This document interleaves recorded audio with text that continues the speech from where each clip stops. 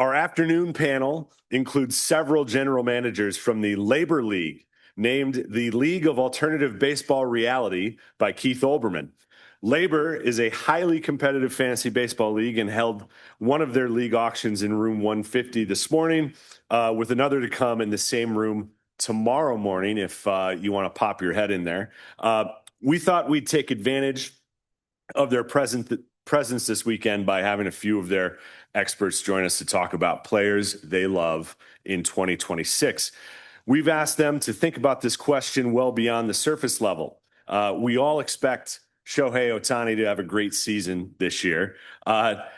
So we're looking for a little bit beyond that, right? So joining us are Dave Adler, Director of Gaming and Strategy at Baseball HQ, Derek Carty, creator of The Bat X, Jason Collette, columnist at Rotowire, and Sarris, staff writer at The Athletic. Our moderator is Derek VanRiper of The Athletic. Take it away.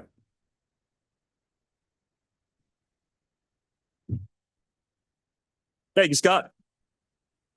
All right, gentlemen, let's get started with some AL hitters. As my co-host on Rates and Barrels, I will throw it to you first. Who do you love as an AL hitter this year? Thanks, Derek. I just actually took this player in the draft today, so I put my money where my mouth is. And I love Cam Smith.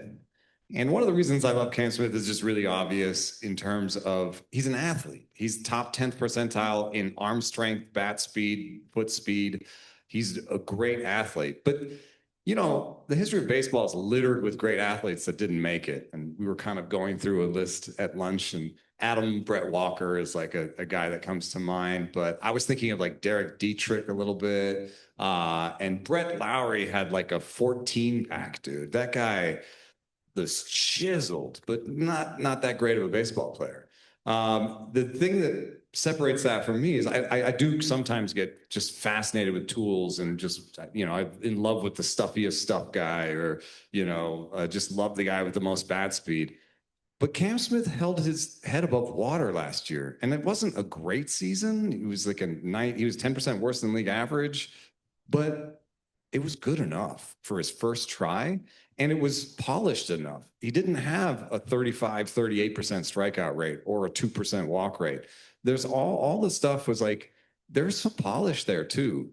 And I know there's some talk about, he has to earn his position or all this, but I just don't buy it, because that outfield is a mess in Houston. And, opportunity is always a big part of anything. So I just see that outfield as a mess. They're going to try him in center. They don't have better players than him to play in that outfield. So Cam Smith, a guy I like, and I got him for $7 today. A bargain in a 12-team AL-only league, but I think he's going to be an everyday guy, a fixture for that Houston lineup too. I mean, it's hard to believe what he did after 134 plate appearances in the minors prior to that debut. That's a really fast track, especially for a team that's not the Angels. Let's throw one over to Dave. Who do you love, AL hitters this year? So I'm really looking forward to seeing what Ben Rice does this year. It's not going to be a surprise. He did pretty well last year, 26 home runs, really came onto the scene. But there are signs that he's going to do even better this year. So he's only 27 years old. But he raised his contact rate, so he really cut down on the strikeouts during the year, in particular in the second half of the year. Batting average went up quite a bit. Importantly for his power, his exit velocity went up. He ended up with an average of 93.3 miles an hour, which was 9th in Major League Baseball. And then associated things, his hard hit contact rate went up quite a bit, and he did better against lefties. So I'm really looking for a breakout from Ben Rice this year. Underlying numbers are really impressive, does all the things we're really looking for in a quality hitter. Quality of contact is great, swing decisions are great. Paul Goldschmidt's back on a smaller deal too, so I think the role still is going to be there for Ben Rice this year. It looks like Goldie's kind of a clear bench guy for them now. And like, I ended up with him in the AL Labor draft, so put my money where my mouth is. How about you, Derek? Yeah, so the guy that I like is Miguel Vargas of the Chicago White Sox. he comes with some prospect pedigree. You know, was fairly highly regarded coming up with the Dodgers. Got traded over to the White Sox. I like what he did last year, especially in terms of all of his underlying stuff. All really jumped up. A lot of the metrics that I look at that go into the BATX projection system, which I create, Vargas did really well in. Improved his strikeout rate from 24% to 18% last year. A lot of his StatCast metrics went up. His exit velo jumped from the 17th percentile the year before to 63rd last year. His exit velo on fly balls went from 19th to 47th. His launch angle in the home, how do I say it? The percentage of his balls that are launched within the home run window went from 14th percentile to 72nd. His barrel rate jumped from 23rd to 63rd. Just a lot of really promising things about Miguel Vargas. And I know that my projection system is projecting him to have a career high 328 WOBA this year. Yeah, I think they're in a position where he's still an everyday guy for them this year as they continue that rebuild too. So you're not really worried about playing time falling off this year either with the skills growth we saw. I just wanted to ask you a quick question. How do you handle defense in the BATX? So I used to use a more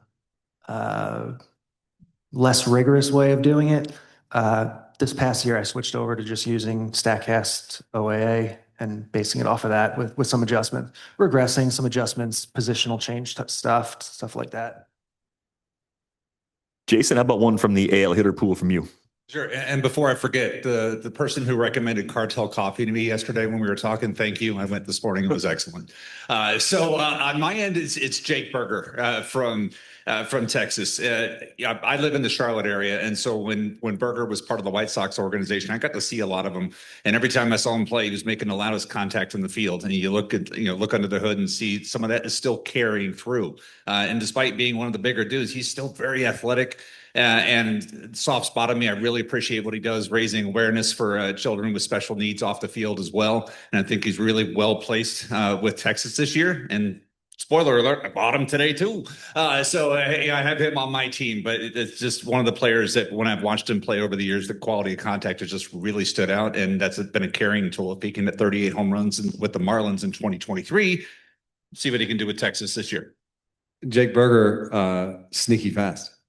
He's sneaky fast. Despite a guy who's torn both his Achilles. Austin Riley, sneaky fast. These guys, I think, both are in the top third of the league in sprint speed. Mm-hmm. Never would have thought it. Yeah, definitely not what I would expect just looking at Jake Berger. But the thing about Berger that's kind of interesting to me is he doesn't have the plate skills I typically look for. And I gravitate away from those players in the early and middle rounds of drafts. But when they fall, and I think Jake Berger has fallen enough, it's cheap power that I think you can use, especially if there's not a lot of pressure on the playing time, which I think in Texas's case, they don't really have anyone to push him. He's the guy if he's healthy. Yeah, if another guy I didn't put down here, but Josh Bell, a similar good contact, but he does have that type of, they share the contact, but then the discipline that Josh Bell shows at the plate's a little different than Berger, but another guy that I really like this year that I also ended up with on my team. Stay in the AL. Let's talk about some pitchers you guys like. Derek, you can have the first call on this one. All right, so the guy that I'm looking at is Jose Soriano. I recently released a new version of my projection system, the BATX, that uses StatCast data for pitchers. I built my own, Stuff Plus essentially model like Eno has, using velocity, movement, spin, tunneling, all kinds of stuff like that. And it really likes Jose Soriano. He doesn't strike me as a guy who has traditionally great quote unquote stuff. He throws hard, but he's not blowing guys away. He's not generating tons of swings and misses. But when you look at the whole profile and all of the different outcomes that he gets from his pitches, he profiles really, really well. You look at his Fangraphs page, he had an 8 strikeout per 9 last year, a 4 walk per 9. It kind of looks like a mediocre profile. But then you look at his ground ball rate, and it was 65%. It was the highest in baseball. His ability to get ground balls while still generating swings and misses too at a reasonable level really just puts him on a level that very few guys are. My my stuff system, which is called the backcast, loves his sinker, which he heavily utilizes, and it sees it having an expected 71% ground ball rate, which is just insanity. Then he has a slider and a splitter that he mixes in. They're both good for whiffs. So, and they're both good for ground balls too. So kind of between the sinker, the two off-speed pitches, and he throws another fastball too. I think he's got a good mix of stuff. I think he gets there in a very non-traditional way, but my final projection on him has him as a top 25 pitcher in baseball. There's something interesting in between the lines here, which is that you still don't project him for a great strikeout rate. I think I'm actually the lowest on his strikeout rate if you look at Fangraphs. And I think when I started the whole journey with Stuff Plus, I was like, oh, I'm predicting whiffs. I am figuring out whiffs. But can you tell us a little bit about what you discovered when you put stuff under the hood in the projection system? Which metrics were most affected by adding Stuff Plus in? Yeah, so I mean, you think about stuff and you think of whiffs first and foremost. The guy with the big fastball and the big breaking curveball and hitters swing over the top of it and all that. And that's certainly part of stuff, obviously.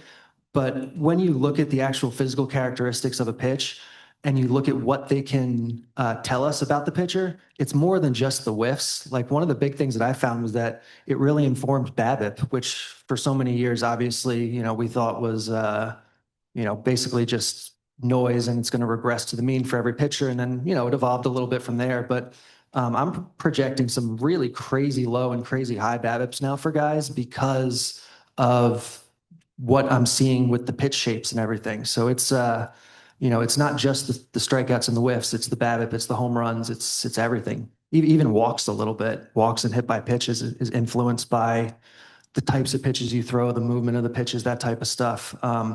Even just beyond, even if you're not looking at location at all, you can still know a little bit about the control type stuff from looking at stuff.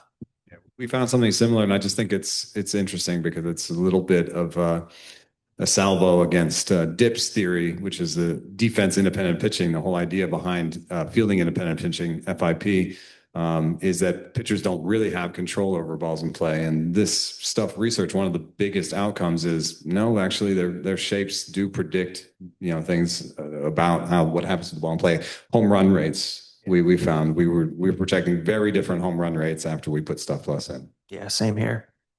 One thing I've struggled with Soriano in the ground ball rate's phenomenal. When I watch him, I wonder, why isn't he even better? How much of that is the Angels, but how much of that is also the defense behind him too? Are they optimized to take full advantage of what he brings to the table?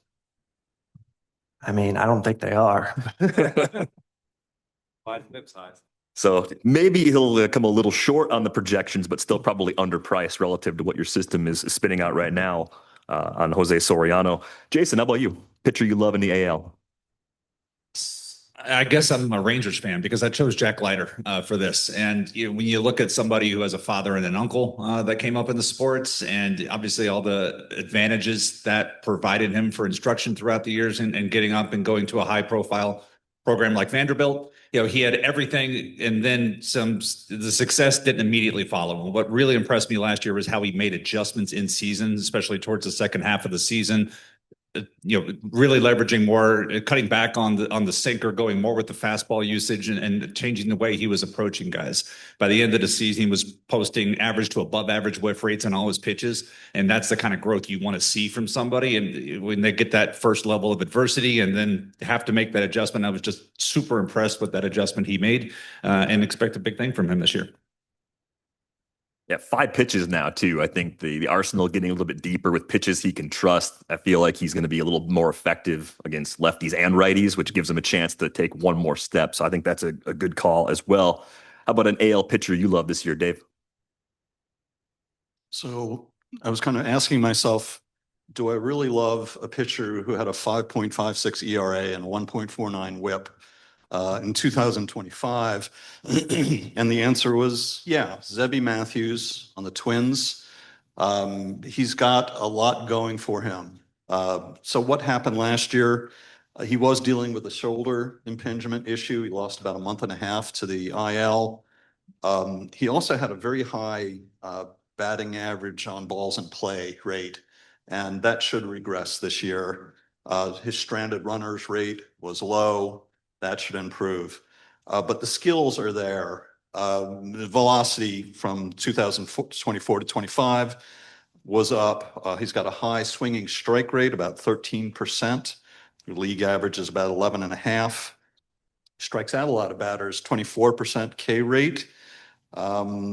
He's got a lot going for him. The competition in Minnesota, unfortunately for the Twins fans, has been kind of dropping by the wayside. Lopez with the injury, and David Festa has been having issues recently. So he's still, fighting for a rotation spot, but I like him. And I know, yesterday you had an article where you were highlighting him as a potential breakout player. Yeah, he's really weird in some ways, and weird is good. In that, he's got, I love the Savant movement charts, right? Because you can see the arm angle, and then you can see how all the movement comes from that arm angle. And if you see something that doesn't line up with the arm angle, that's usually good stuff, because that's something that's unexpected. And one thing that's unexpected from him is he throws from this arm angle. You'd expect him to throw like a slurve, and he throws like a tight little, almost like a gyro curve. He throws a curve that doesn't have much movement. Yeah, and it's like, I think hitters probably see that arm slot, and to some degree they have mental machines that are like, this arm slot, his breaking ball is going to go like this, and instead it's like this. And so I think he's weird in a good way. Yeah, and as Dave said, opportunity opening up on that depth chart with that unfortunate UCL tear for Pablo Lopez as well. How about you, an AL pitcher you love? Well, I'm going to go off model, and I'm going to do this a little bit on vibes. I like Tatsuya Imai's vibes. I think he's really competitive. I love that he's like trying to carve out his own space and went somewhere that he didn't just join the super team and join up with Shohei. Like, he wants to make his own way. And slightly more model related, the one pitch type that I think has been the fussiest for us in Stuff Plus has been splitters. And I don't know why that is. There are some really good splitters that aren't rated that highly. Kodai Senga's forkball, the ghost fork is like a slightly above average pitch in our model. I don't think that's right, but there's a bunch of splitters that just overperform our model, and so I'm betting that that's going to happen again. That Imai is going to come over, have a great splitter. He's a kind of a funky release. And I think he's going to have the drive to get the most out of what he's got. So not every pick or every guy you like has to, line up with your model. A lot of times we have a joke, and I'm going to do this again later, but on Rates and Barrels, we have a thing called load 'em. And that's model spelled backwards incorrectly. But the idea is that the players that break your model, the players that don't work inside your model are intriguing as well. And that you have to investigate them. And sometimes, I think from an organizational standpoint, it would behoove you if you have like, well, these are our KPIs and these are the things we believe in. And then there's also these other guys that are really interesting, and we can't let them go. We have to just take them. Even one guy in the room is like, no, I love this guy, we have to take him. Then we just take him, because even if the model says it's wrong, like, we have to leave open the fact that we could be wrong. What do you guys do to combat groupthink? I mean, Derek, you have a projection system. If I'm drafting against you, I can follow what you generally want to do by just tracking your projections. But even across the table, like, most of the room has a similar set of numbers in front of them. So how do you differentiate yourselves from the field? Why is it my responsibility to differentiate? I made the projections. I put them out. You guys have to figure out a way to be different. They're mine. We can use it against you then. I know you can. It's very effective to try to use it against you. It's more effective than trying to outsmart you. Yeah, I don't have a good answer for you, honestly. I had an interesting thing today in my draft. I used a composite projection for the hitters, and that means that I used all the different projection systems out there, and I put it all together to get my number. And when I was watching the room, all of the picks were like right at my number. You know, it was like for hitting, it was just like always right at my number, $1 below, dollar above, you know, $2, whatever. And so I felt like, oh, I'm looking at what everyone else is looking at. You know? And in that case, I guess you just pick guys you like and maybe put it $1 more than because you're just saying, I like this guy. I think it's worth the extra $1. But on the pitching side, I just used Oopsie projections, which have stuff plus in them. And I had a completely different look into pitching than everybody else. The numbers were not lining up. I got Reed Detmers for like $4 or $5, and on my sheet he was 13. I got Ryan Weathers. I got Ryan Weathers for $4, and on my sheet he was like 13. You know, and so it was interesting that sometimes you can do the composite to understand what the groupthink is, but sometimes you can also not do the composite and get a completely different view in. It's riskier because you're not using the group anymore. You're taking your own view. To say looking at, and this would set the table for NL when we get to it, but like I would use the example of last year when all the focus was on Mike Burrows and Bubba Chandler with Pittsburgh. And I was like, who else is there? And if I was on this table last year, I would have said, Braxton Ashcraft is the guy I want. And I got a lot of Ashcraft last year thinking differently because everybody else was chasing those two. And I was able to pick up Ashcraft in a lot of places extremely late for that. And that worked out really well just because, and he had the advantage of opportunity because he was on the 40-man roster. And that was another big thing that the other two had to fight against. Yeah, I think some of the context clues of just how rosters and playing time work get a little bit overlooked in some leagues. So it's always important to keep those in mind. Let's shift the focus over to the NL for a bit. Jason, I think you have the most surprising name of the entire day, an NL hitter you love. Well, we were challenged to be not boring. So I went to the Last Chance Saloon and said Christopher Morel for this. And so, for those that are on your laptops and your phones, if you want to go on Baseball Savant, here's the thing I found when I was digging around. When I looked at Christopher Morel's 2025 slider profile on the page, then I was like, man, this really looks familiar. Why does this profile look familiar? Then I went back and looked at 2024 Kyle Stowers. It's almost the same profile. And that's what really intrigued me. Morel's got better bat speed. They both had the same flaws with chasing out of the zone, but their two profiles were so similar. I'm like, 50th round, I'll take Christopher Morel and give it a chance. The Marlins are going to do the same. And part of my thinking was the Marlins should give him more consistent playing time than he got with Tampa Bay the last couple of years. And it's really, it's tough to come off the bench and be like, go hit. When the irregular playing time that he had, and I think back to like how successful that was for the Marlins when they brought Jesus Aguilar in, somebody that was playing very irregularly in his previous home, that he went to Miami and had a good year out of that. So I look at that Morel's bat speed and how closely things look for him last year compared to where Stowers was coming out of 2024 and figuring this is my chance. So yeah, I probably have the most unusual name on this list. So NL only leagues, obviously, but like where else are you actually drafting Morel right now? I've taken him in a 50th round. Okay. Yeah. I mean, tons of power and maybe less pressure on his glove in Miami too, if they're using him more in the first base and DH spots as well. Dave, how about an NL hitter that you love?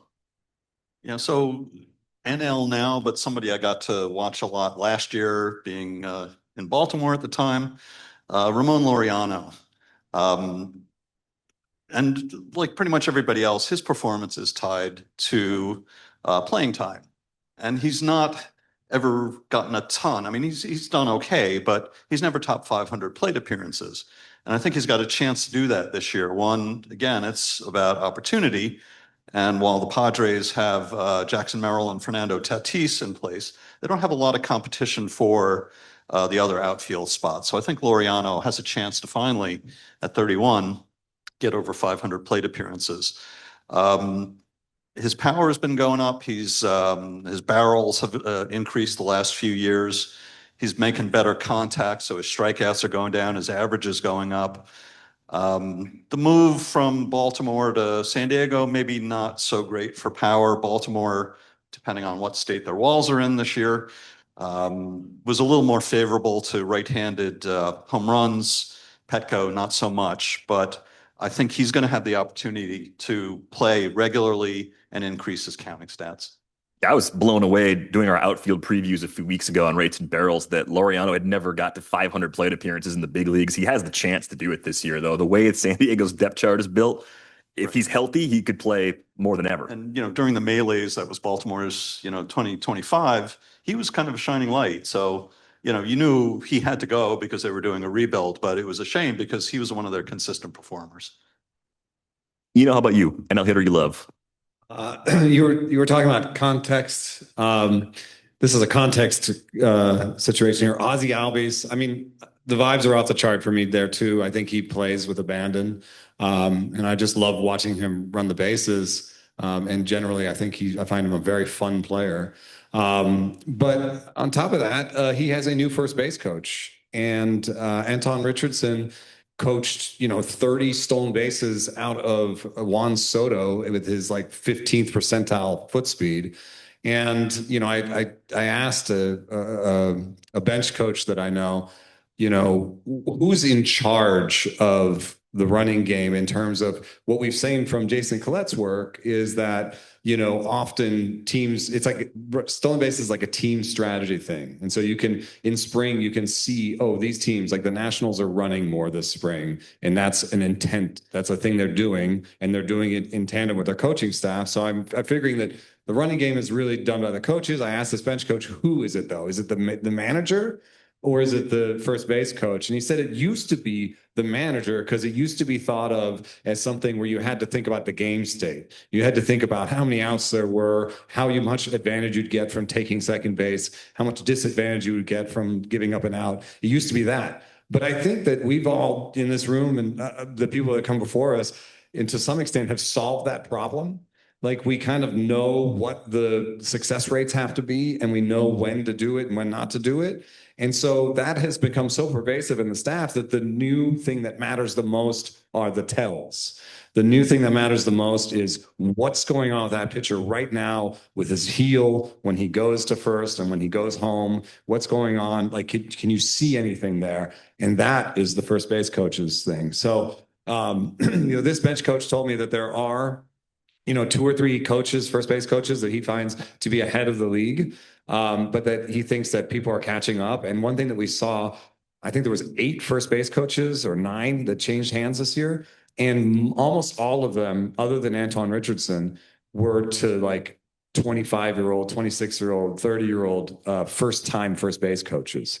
And I don't know what that means. It says just to me that they think that there's more juice to squeeze out of their running game and that they're going to be more aggressive. And that a lot of these people came out of their minor leagues where they've probably been, honing these skills in terms of, finding these tells and telling their batters when to go. So anyway, long story short, I think Albies might steal 25, 30 bags this year. I think with Albies too, we've had major injuries that have cost him time, but also stuff that's lingered and kept him from playing at the 3 to 4 WAR levels that we're accustomed to. Still a lot younger than you think too, because he debuted so early, and he's been a really efficient base stealer all along. So if the volume goes up, 30 steals actually I think is in play for him with decent power and a nice 5 category guy that goes outside the top 150 overall in a lot of drafts. Derek, how about an NL hitter that you like? So these guys all drafted in the AL League today. Tomorrow is the NL League. So I haven't drafted any of these guys yet. So anyone who's playing with me tomorrow, it's time for earmuffs. I'm going with Jordan Walker. We talked earlier about guys who are just great athletes and have tools, and maybe they become Brett Laurie or maybe they wind up being something. But Jordan Walker's a guy that I really like the potential for him to be something starting this year. Obviously, the tools are off the charts. He has a 98th percentile max exit velocity, 99th percentile bat speed. Actually did a presentation at First Pitch Arizona where you looked at, what was it, bat speed, intercept point, and tilt, and he was on one of the good list. Yeah. He has had bad launch windows for most of his career where he's not lofting the ball as much as you want for a guy who hits the ball as hard as he does. He went to Driveline this winter and was working on that specifically. So I kind of think the chance for Jordan Walker to have a breakout year is here. And for the fantasy nerds, he has 84th percentile sprint speed, and there's rumors that he's going to try to run more this year. So that definitely helps with us too. And I think the Cardinals are just in one of those spots this year too, with a new front office, or at least Chaim Bloom getting promoted now, where they want to see the young guys that have been there for a few years. They want to give those guys a real run. I mean, Walker's one of those guys. Lars Nootbaar, I think, kind of fits into that. Nolan Gorman fits into that. They want to know if any of those guys are part of the next good Cardinals team. A lot of ways Walker could be productive this year. So I think that's a really good call and doesn't really cost much in drafts either. Let's shift the focus over to some NL pitchers. Dave, an NL pitcher that you love. Right. So Jesus Luzardo in 2024 was just really hammered by injuries. So it was a rough year. His performance when he was pitching was not very good. Last year, his skills were better, but his ERA was still close to 4. Some of that was just due to bad luck. His skills were still quite good, so his batting average on balls in play was high for most of the year. But the skills were really good. He had 28% strikeout rate. His strikeout minus walk rate was high, 21%. Swinging strike rate, very high, 14%. First pitch strike percentage, also very high. Velocity was back to normal. And his ground ball rate also came up again from where it had been in 2024. I look at Luzardo and I think he's got to be in his 30s because he seems to have been around forever, but he's only 28. So he's in good shape to really just do better, mid-3 probably ERA or lower in 2026. Yeah, the ratios last year got pretty banged up in the first half. I think he had a 3-start stretch where he had a problem with pitch tipping. I'm actually kind of amazed he got the ERA back under 4, given how much damage he did for a stretch there. Right. Got over 200 Ks for the second time in his career as well. An NL pitcher that you love. The player that actually inspired the word Lodum is my pick, Matthew Liberatore.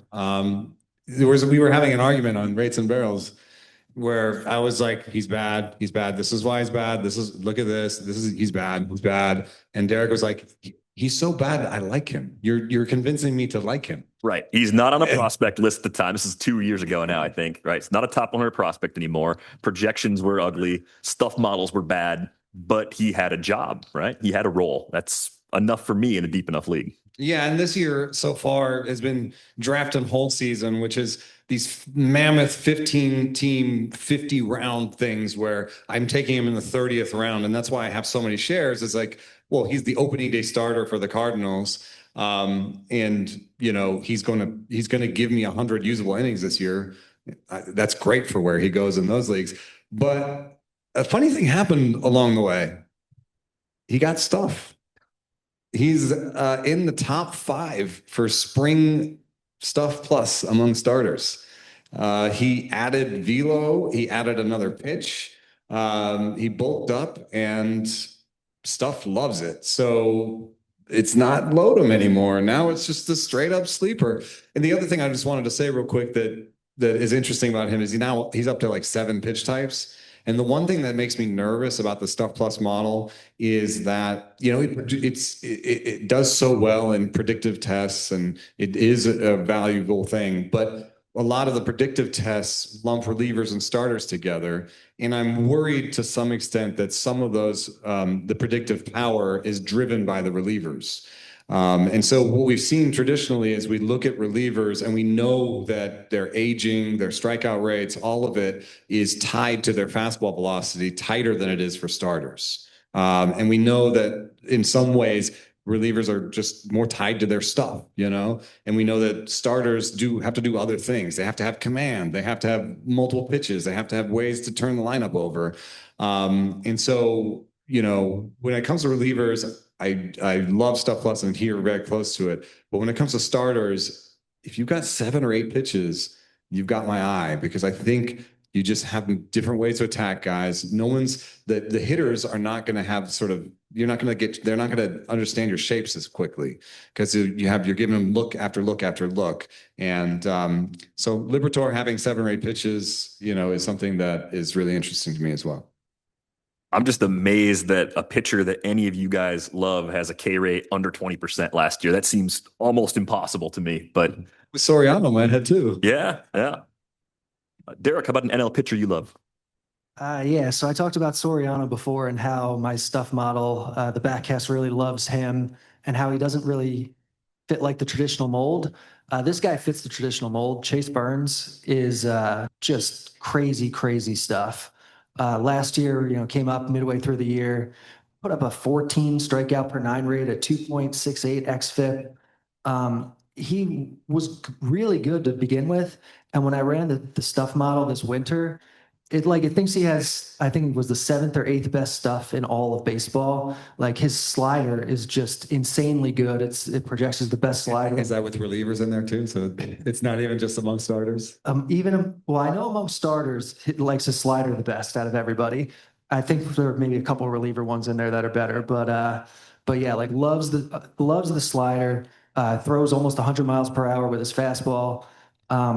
And he's developing, they're saying this spring, developing a kick change, maybe working on a splitter. So if he can add another pitch or two here to help turn the lineup over to do the kind of stuff that Eno was just talking about, I think that would help him a lot. But even if he can't, even if he's just a 2-pitch guy, those 2 pitches are so good right now that I think he's already one of the better pitches in baseball. The BATX projects him for a 3.46 ERA, and that's inside of Great American Ballpark. So it really, really likes Chase Burns. Yeah, to see that from the BATX was really surprising. Your projection systems, I think, are always a little more cautious with less experienced players. Is that a fair? That's a fair assessment. Yeah. But now that you're throwing stuff into the mix, these younger guys that do have the big stuff profiles, they're going to start popping up more. So Chase Burns is one of them. This 2-pitch combo that he has already kind of just reminds me of early career Spencer Strider. You just think about the success he had right away. And we've seen post-injury, without the same velo, he's not quite the same guy. So he has to make some adjustments. But I think that's the type of immediate ceiling we're looking at for Chase Burns. I did a search this morning, went all the way back to 1871. Not really sure why, but I got 30,000 player seasons going in the Fangraphs database, 40 innings pitched in a major league season. And Chase Burns' 35.6% K rate last year ranked 156th out of 30,000 seasons. So, that's relievers. It's everybody. There's some strange names in there, but that's just absurd swing and miss stuff for especially a guy making his big league debut last year. Jason, you got another deep cut for us down there. Yeah, we're going several levels below Chase Burns here. I'm going back to the Pirates that I was foreshadowing earlier, looking at Carmen Blodzinski. One of the things that really impressed me last year with him is he came out as a starter, really struggled as a starter, went back to Indianapolis, worked on some things, reshaped his curveball, added splitter, then came back up as a multi-inning reliever and just shoved. I heard somebody use that in context yesterday, so I wanted to bring that back today. But yeah, he had a sub 9% strikeout minus walk percentage as a starter. Comes back as a reliever, and it was up to 19.3% last year. And to Eno's point, there's another guy throwing 5 to 6 pitch types to righties and lefties. And so I'm looking at the opportunity for him to either resume that role that he had at a leverage point or possibly join that rotation. But I just was very impressed with what he did in the second half, coming back and redesigning what he was bringing to the plate. Yeah, I actually think in a bullpen where I'm going to speak for all of you and say no one up here likes Dennis Santana this year, right? I like his shorts. I mean, he seems like an okay human, but I just mean as far as him keeping his closer role, I think we're all pretty down on that collectively across all the fantasy community. There's a possibility that Blodzinski just ends up in that kind of mix too. There's a lot of ways he could be valuable. And that's to your group think question earlier. That's a point because a lot of people are looking at Mason Montgomery because of the triple digit fastball and the slider and whatnot. But if you watched him pitch as a Rays fan every day last year, there were times where he'd get in high leverage and just absolutely melt. So yeah, that's one of the things. That's one of the other things that attracted me to Blodzinski as well. Is just that he shined in those opportunities, and there could be an opportunity if Santana is dealt or if he falters. Low K rates. I just can't buy that in the closer role, especially when it comes at a reasonably high price like it does for Dennis Santana right now. Let's talk about some relievers. Yeah, speaking of low K rates, the reason I picked Lucas Erceg is not his low K rate. I think last year he was a little bit hurt, and I'm expecting a little bit of a Stuff rebound.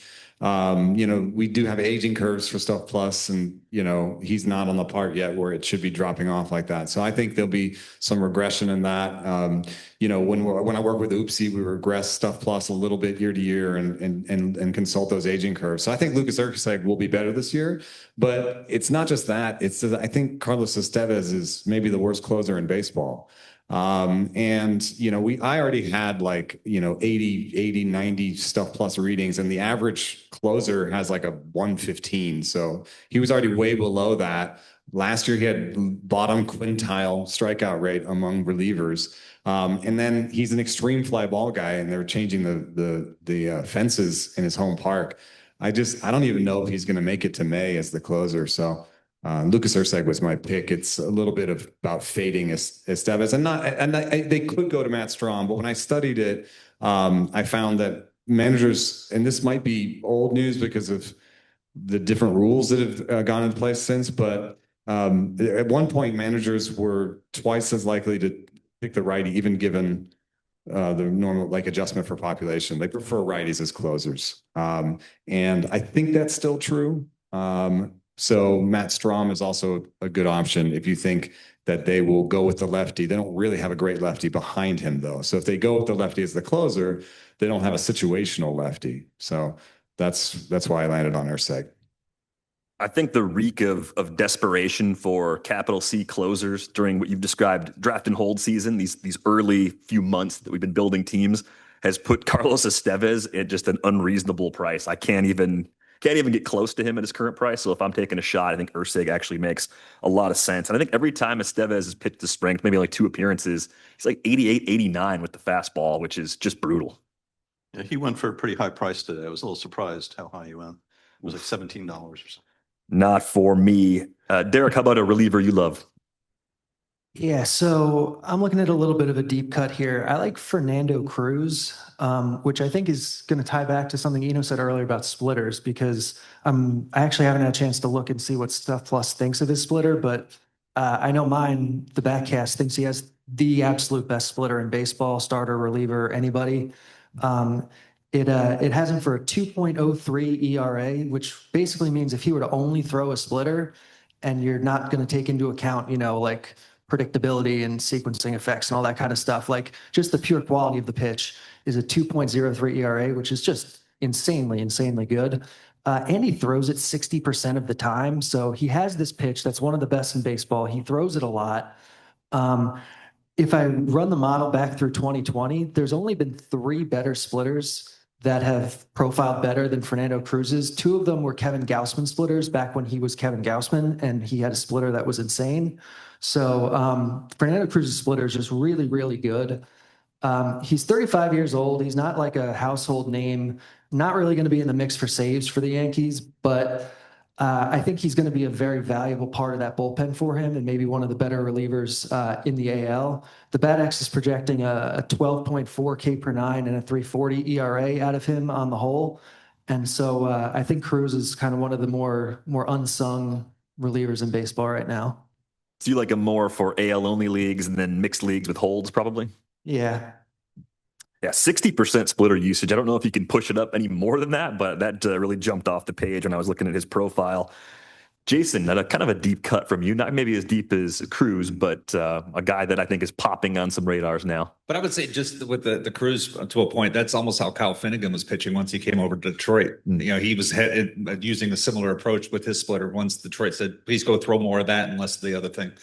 So to Eno's point, some folks in these formats like to take 3 relievers. I took 1. I took Erceg, and then I took my guy, Justin Sterner from the Athletics. Sterner was somebody that I watched pitch a few times last year and was just impressed with how he just attacked the zone with the fastball, the cutter, and the sweeper. And the biggest thing is that skill of opportunity. I mean, there's massive shoes. You're never going to replace Mason Miller there. But they didn't do anything else to go there other than add Mark Leiter Jr. to the pen. And so when I look at what is in that athletics pen, to me, Sterner, the individual grades on his stuff play up best. And so opportunity-wise, I feel like he is a nice guy if you want to go really cheap on saves and look at that and who's going to take that step up in that athletics bullpen. Because, again, there's massive shoes to fill and nobody's going to be able to do that. But I feel Sterner has the skills to at least try. Yeah, better command than a lot of the alternatives that the A's have too. So I think that might go a long way towards helping him hold on to that opportunity if he can start the year as their closer. Dave, a reliever you love. Yeah, let's look at Griffin Jax the last couple of years. 2024, he had a 2.0 ERA, 0.87 whip. 2025, ERA was 4.23, whip was 1.29. You go, that was a real regression. What happened to him? And the answer is really nothing happened to him. A lot of that difference is due to a really high batting average on balls in play, 40%. That's insanely high. There were some issues when Minnesota started breaking the team down. He was upset with how that was handled, went to Tampa Bay. Maybe some of that lingered. But looking at his underlying skills from 2024 to 2025, high strikeout rate, 34% in 2024, 35% in 2025. Walk rate went up a little bit, 5% to 7%. Swinging strike rate, very high, 18.7 in 2024, 18.6 2025. He's in a good situation. Fairbanks is gone from Tampa.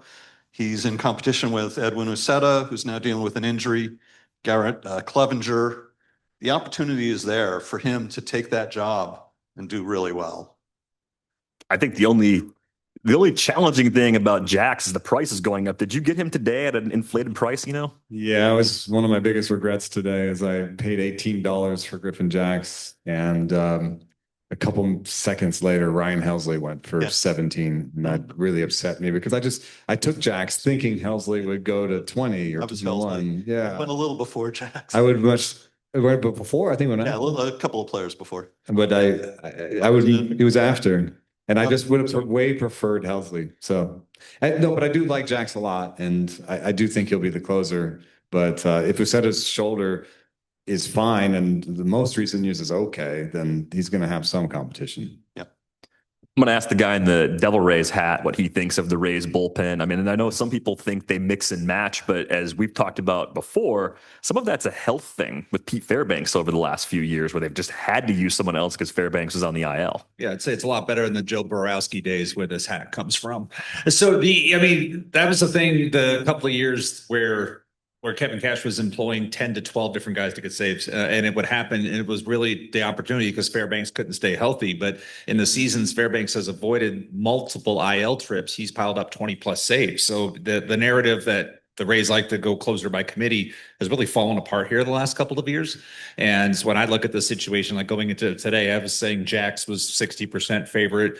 Clevenger, Brian Baker was split it because honestly, the Uceta news kind of sets him back for the time being. And they've used him all over the place with things. But then with Jax, because there was talk about him wanting to be a starter. So maybe he becomes a multi-inning guy.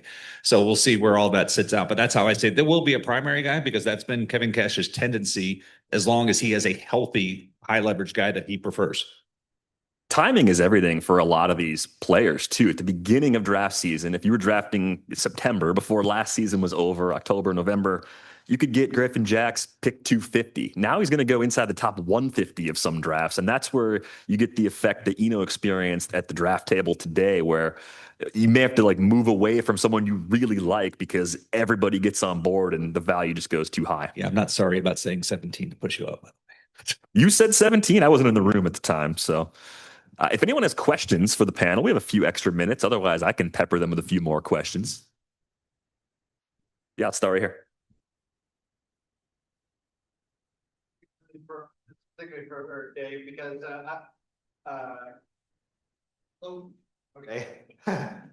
because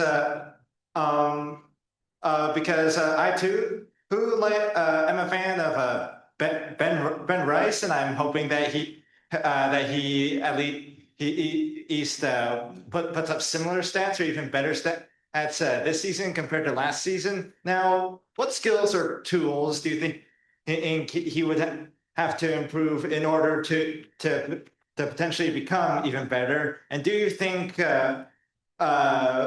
re-sign Paul Goldschmidt will help Rice refine his defense at first base? Right. I didn't mention the fact that Goldsmith was brought back in. But I mean, Rice, I see him more as a catcher. If you're in a fantasy league, you want to put these guys at catcher if you can. I think if he gets the time, he's got the ability to pile up those counting stats. His skills are increasing. He's still young. So I think the opportunity for more improvement is just there. Got it. I mean, there's a chance that Ben Rice is probably third among catcher-eligible players in plate appearances this year. Cal Raleigh and William Contreras might be the only two that I would expect to see more plate appearances from. Yep. Is that fair? This one's for Derek, but feel free to jump in. How are you modeling the changes to ABS? Do you think there are going to be particular pitchers or hitter types that are going to be helped or hurt by this? Sorry, I missed the first part of that question. Can you say it again? With the advent of ABS, do you think how are you modeling that into the thing? Are there guys who are going to not catch the corner? How screwed would Tom Glavine be in this era? Honestly, most of my off season was spent working on the stuff model. So the next month is going to be diving into that type of stuff. I did look into this a little bit, and the subjective reports are the pitchers saying that there is no top of the zone anymore. And we have seen that pitchers that pitch high in the zone with fastballs in AAA over the last couple of years have run into a wall sometimes at AAA. I'm thinking of a guy like Jared Jones, just got absolutely obliterated the first time he got to AAA, and he's still a great pitcher. Because this isn't going to be a full ABS, I think you can still, you're a good framing catcher can still steal you some strikes at the top of the zone. They're not going to challenge every single one, but it's clear to me that the top of the strike zone is where the battle will be. If you can hit the corners, there are actually some new strikes that'll be there. But across the top and middle of the strike zone, you're going to lose some strikes as a pitcher. And to some of this is on purpose. Theo Epstein's really trying to work on reducing strikeouts in the game, and he's wanted to smush the strike zone and take the top off because he sees that as a source of a lot of whiffs. I'm always nervous because I think there's going to be second order effects, and I think a lot of the stuff too will be really important for the entire league, and maybe not as important for any one player in the end. My question's on the groupthink perspective. Who is one guy that you see going high in drafts that you're like, I want no shares of this guy?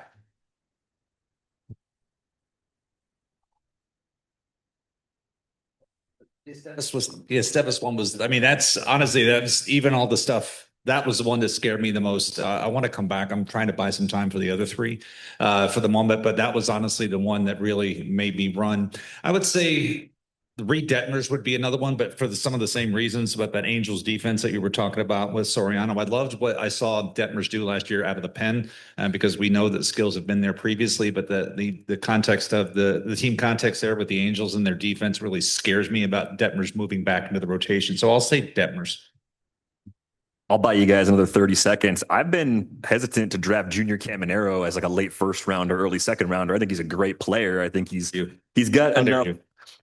I think about the fluctuations we see from Vlad Jr. And when people talk about the similarities in their swings, like that gives me some pause. The fact that they played half their games at Steinbrenner Field last year adds some noise too. So as great as I think Junior Caminero is, he's going a little too early for me in redraft leagues this year. In all seriousness, though, that's a good comparison with Vlad Jr. because that 2021 nomadic year that he had hitting in 3 minor league parks really put his numbers up. And you could make the same argument for Caminero playing, even though he hit for hit for high average at Steinbrenner, but his power was evenly distributed for home runs. It was like 23, 22 and 23, right? Yeah, it was pretty much even.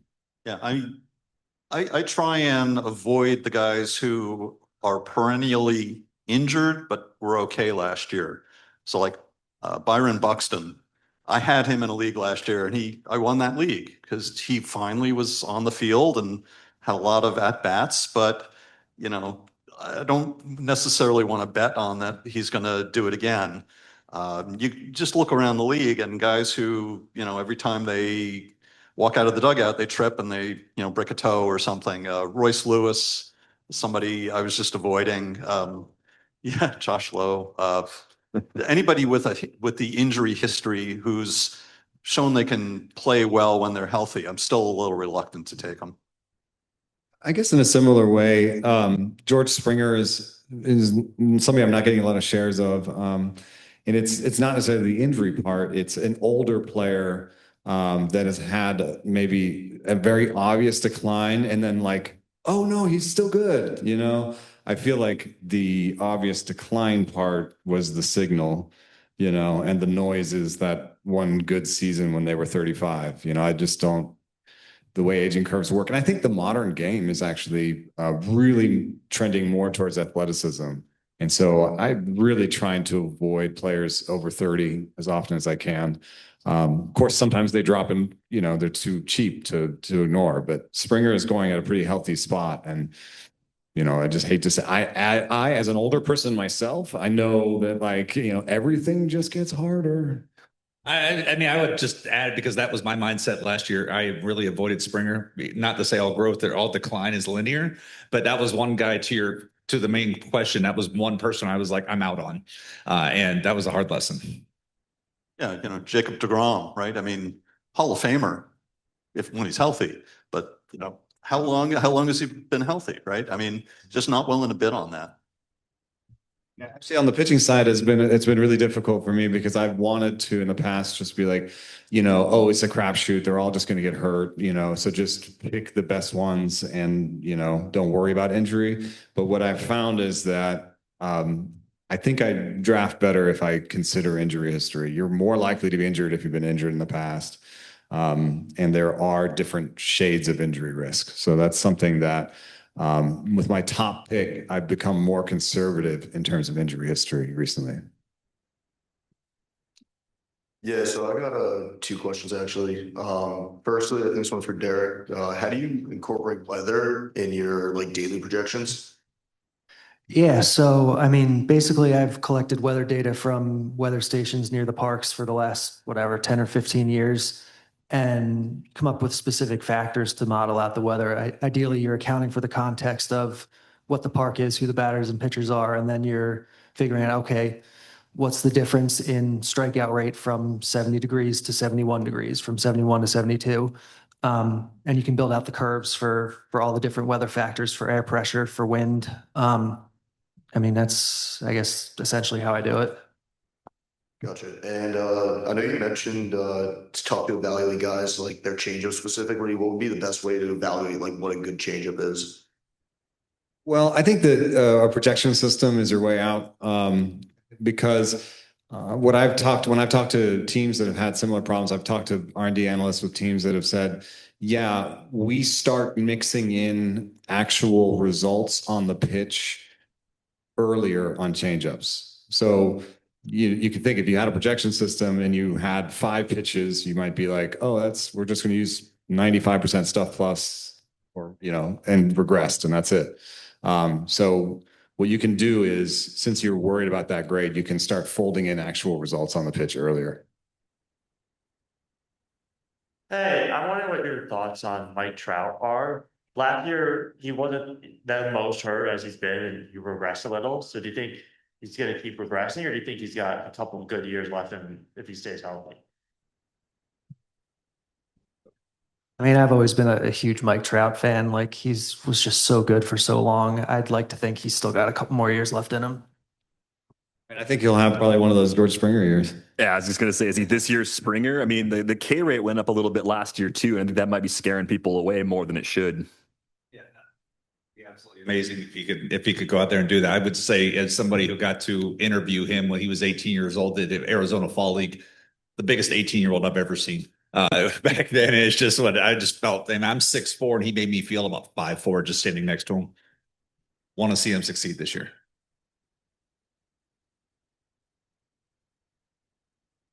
I think you can throw it. I hope I'm not wrong about that. Oh, look at that. Nice dime. Hi. I would like to know your thoughts about Murakami. Like, how are you modeling him using NPB data? And then do you think that the fear of him not being translated, his skills into the MLB is being too much? Thank you. I mean, I guess as a projection guy here, you look at the NPB data and you look at how guys have translated in the past, going from there to the major leagues, and translating data from minors or NPB is one of the biggest pains in the ass, I think. Like, it's really hard to do to account for all the different selection biases and survivorship biases and all that kind of stuff. But I know the BATX, it likes him. Like, it thinks he's good. It thinks he has really good power. I know there was some, I guess, reports over the winter where maybe some teams were a little more skeptical about, from a scouting perspective, how he's going to translate. But I'm cautiously optimistic. And you probably don't know this off the top of your head, but do you know what strikeout rate you have projected for him? I would have to look. If anyone has FanGraphs, you can pull it up. But I just, the thing for me is that, like you projections are, it's like probabilistic thinking. And there's this, you're like, okay, we've done all this and the probability is this. But the thing with him is I feel like it's either or. It's either going to work or it's spectacularly not going to work. And when you project this, it's like, this is the median outcome, but it's really, if you had an error bar around it, he has to have one of the bigger ones, because if it ends up being a 36, 37% strikeout rate, there are very few players that have ever made that work, And ultimately, a projection is a weighted average of all possible outcomes. And so for a guy like Murakami, maybe, his range of outcomes is incredibly wide. And the projection is saying, okay, well, he has a little better chance of being on the good side of that, but it's still, there's a lot of variance within that. I tried to look at something like zone contact rate, and some of the other, like I had max exit velo and zone contact rate. And I just used those to find comps. And the number one comp was Joey Gallo. Also on the list was Matt Wallner. So there were some major leaguers that were on the list, but there were also a lot of people that busted out, that didn't make it in the major leagues. So I like Matt Wallner, and I always thought Joey Gallo was a little bit underrated, but he's walking a thin line. I'm very interested. I feel like I'm out, and I think it might not work. But I think I'll just be happy to be wrong in this one. I'd rather I was wrong. And I'd rather see him succeed and me be wrong. Got one more? 38%. Right over here. The back projects 37%. Yeah, 37.7 from the bat. So That's how many kinda other high. hitters are like that? That doesn't stay in the big leagues all year if that happens. Even with the White Sox, they'd have to send him down for a little while, right? With his permission, I think they can. All right. Thank you very much, guys.